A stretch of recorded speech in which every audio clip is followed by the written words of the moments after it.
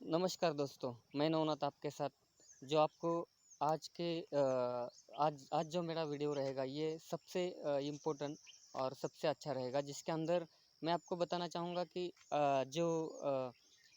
गहनीनाथ गढ़ करके है हमारे एरिया में, जो सबसे प्रिय और सबसे ज़्यादा पॉपुलर है, उसके विषय में रहेगा। और आज से जो है नई गाथाएँ शुरू हो जा रही है मेरी ओर से, जो कि सबसे इम्पोर्टेंट है। जिसका जो महाधिपति पहले जो है ये न निवृत्तिनाथ के जो गुरु है गहनीनाथ, और गहनीनाथ जो है उनके उनकी दीक्षा जो ली है वो निवृत्तिनाथ महाराज उन्होंने ली थी। और उसके बाद में जो उनके जो गुरु थे, मतलब जो महाधिपति उसके बाद में जो बने यादव बाबा, और यादव बाबा के बाद वो संत वामन भाऊ, और संत वामन भाऊ के बाद जो है अभी गोरक्षनाथ महाराज थे, और गोरक्षनाथ महाराज के बाद जो विट्ठल महाराज थे। तो मैं आपको बताना चाहूँगा कि इस वक्त जो जिस एरिया में मैं हूँ, ये एरिया है मेरा खुद का जो खेत है, फार्म जिसको कहते हैं। ये वाला खेत आप देख सकते हो, इतना अच्छा खेत है ये।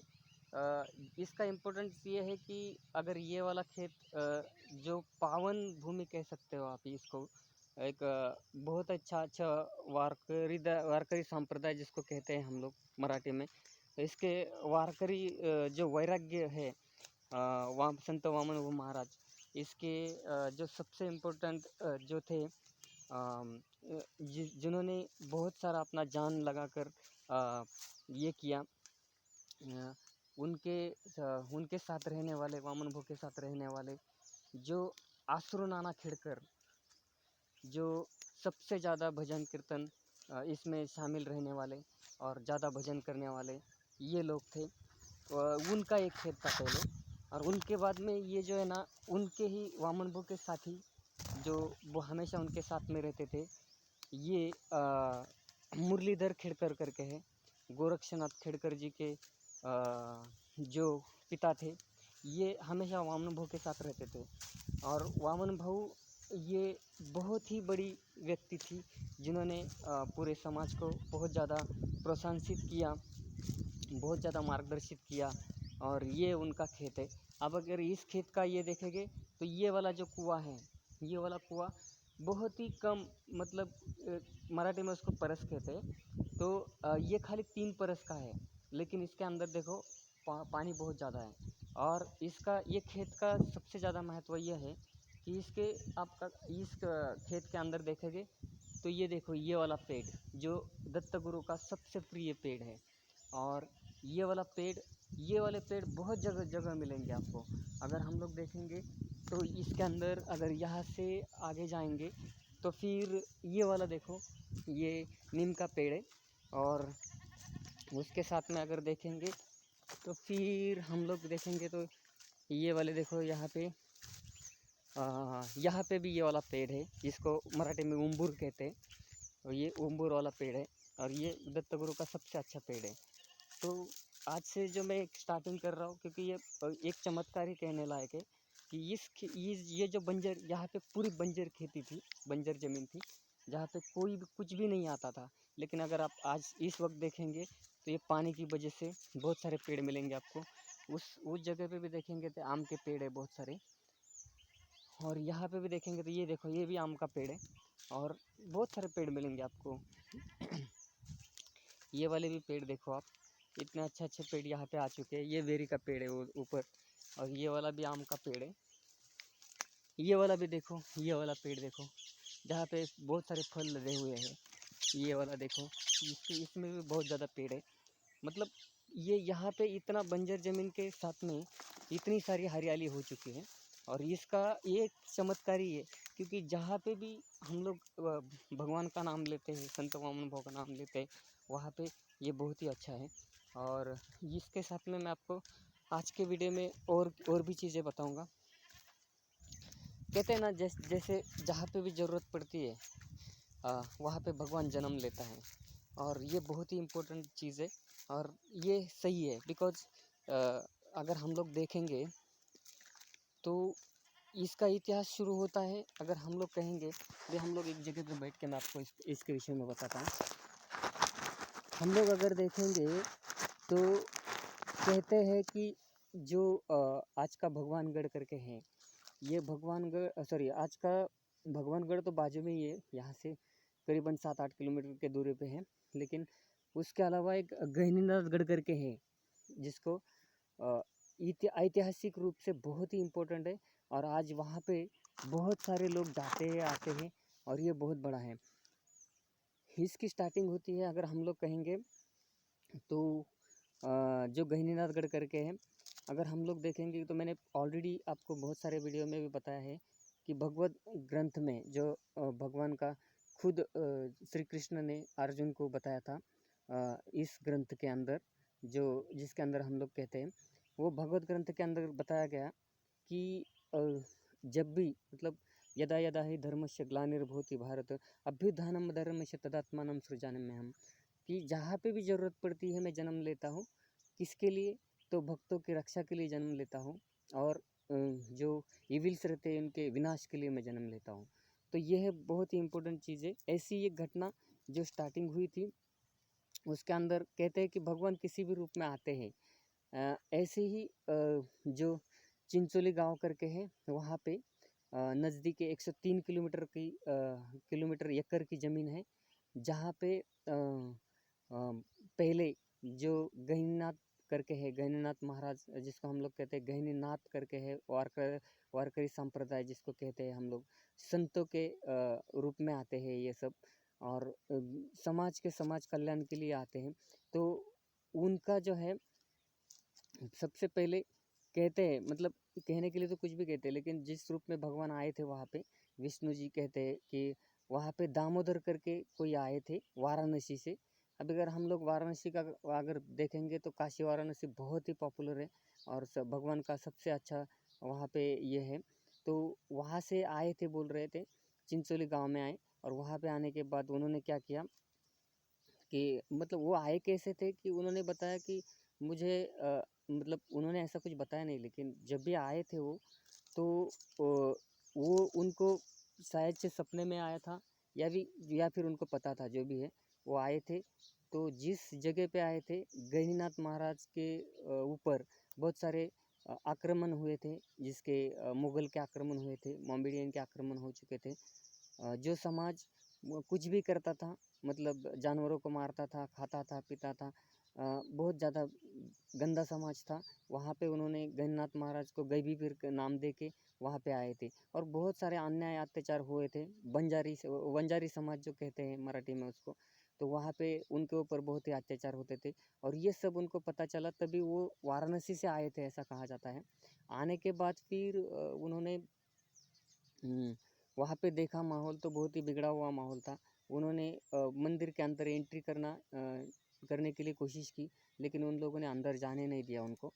तो उन्होंने फिर चिंचोली करके है, वहाँ पे ही कोई पेड़ के नीचे बैठे, बहुत सारा समाज वहाँ पे आ गया। फिर 2-4 दिन 5-6 दिन के बाद में लोगों को पता चला कि यार ये कोई महात्मा है, जिसकी वजह से ये यहाँ पे आया हुआ है।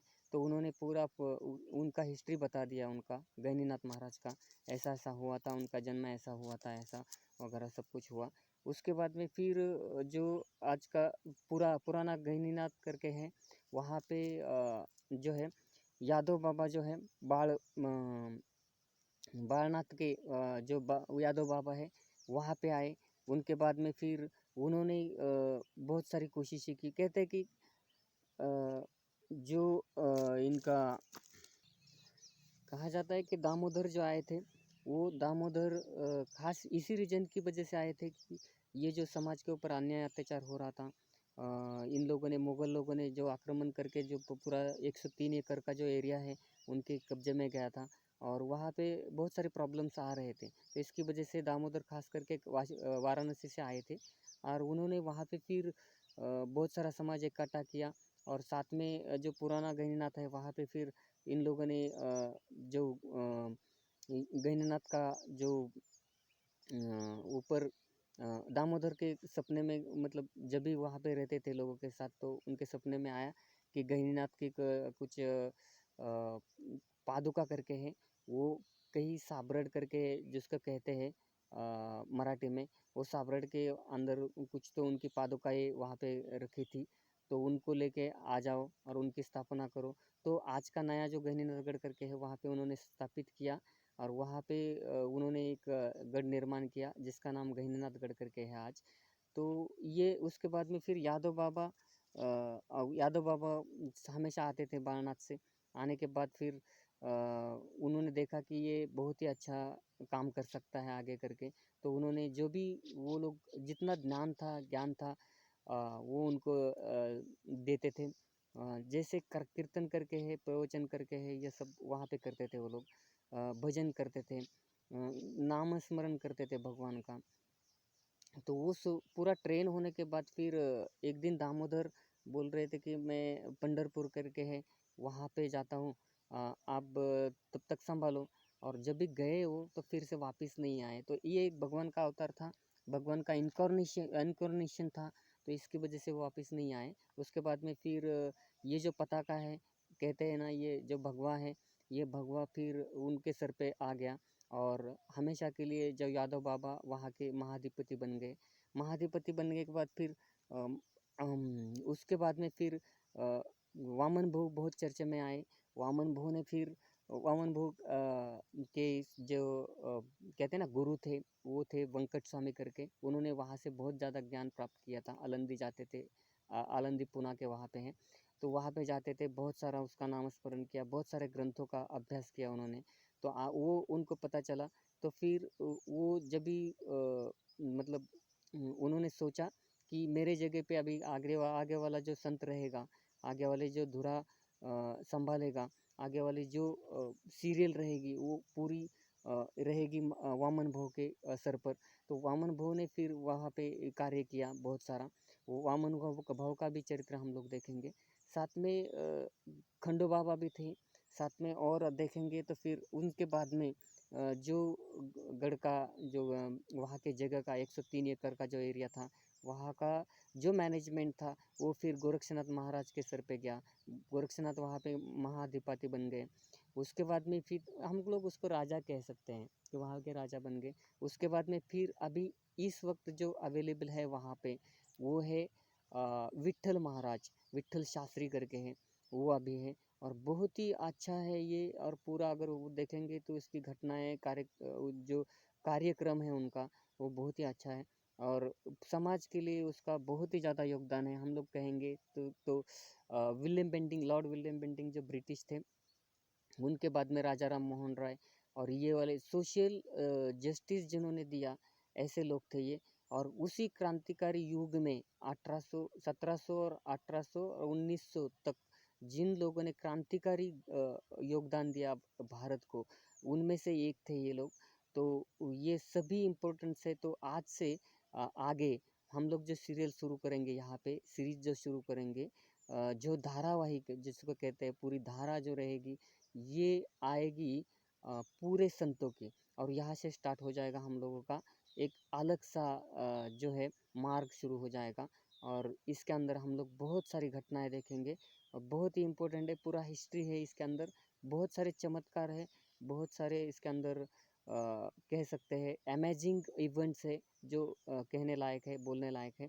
तो मैं आपको इतना ही कहना चाहूँगा कि अगर आप चाहते हैं कि मैं हमेशा के लिए आपके साथ रहूँ, तो आप मेरे वीडियो को लाइक करो, मेरे चैनल को लाइक करो और कमेंट्स करो कुछ भी अगर इसमें गलत रहेगा, क्योंकि मैं भी कहीं से ज्ञान प्राप्त करके ही आपके पास पहुंचा रहा हूं।